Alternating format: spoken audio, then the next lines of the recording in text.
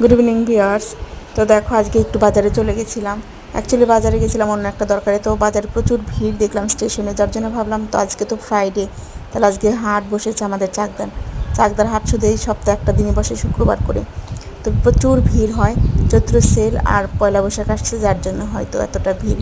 কিন্তু হাটে আমি খুব একটা যাই না, খুব মানে বেডশিট আর হচ্ছে বালিশের কাভার মশারি এইসব কেনার জন্যই আমি হাটে যাই, তাছাড়া খুব একটা জানা এগুলো তো ডেলি কেনার প্রয়োজন পড়ে না। ওই হয়তো 2-1 বছর আগে গেছিলাম, কিন্তু হঠাৎ করে আজকে আমি দেখলাম, মানে তোমাদের জন্য আমি হাটের ভিতরে ঢুকলাম তোমাদের দেখাবো বলে। আর তোমাদের ওখানে কোথায় কোথায় হাট বসে একটু জানিও, আর আমাদের চাকদার হাটটা কেমন লাগলো সেটাও জানিও। আর হ্যাঁ, আমাদের চাকদার হাটে কিন্তু খুবই সস্তায় জিনিস পাওয়া যায়। যেমন আমি শাড়ি খুব একটা পরি না, শাড়ির কোয়ালিটিও জানি না আমি কেমন। তবে এখানে শুনছিলাম 200 টাকা করে শাড়ি, 200 টাকা করে যতই হোক সুতির শাড়ি পাওয়া যায় বলো, কিন্তু আমাদের এই চাকদার হাটে কিন্তু 200 টাকা করে সুতির শাড়ি পাওয়া যায়। আর বিশেষ করে বাচ্চাদের জামাগুলো, যে ছোটো ছোটো ড্রেসগুলো এত সুন্দর সুন্দর ঝুলিয়ে রেখেছে, কি বলবো, নিতে ইচ্ছে করছে। যেগুলো আমরা দোকানেও ঝোলানো দেখি হয়তো 300, 400, 500 টাকা, কিন্তু এখানে 150-200 টাকার মধ্যে খুব সুন্দর সুন্দর বাচ্চাদের ড্রেস পাওয়া যায়।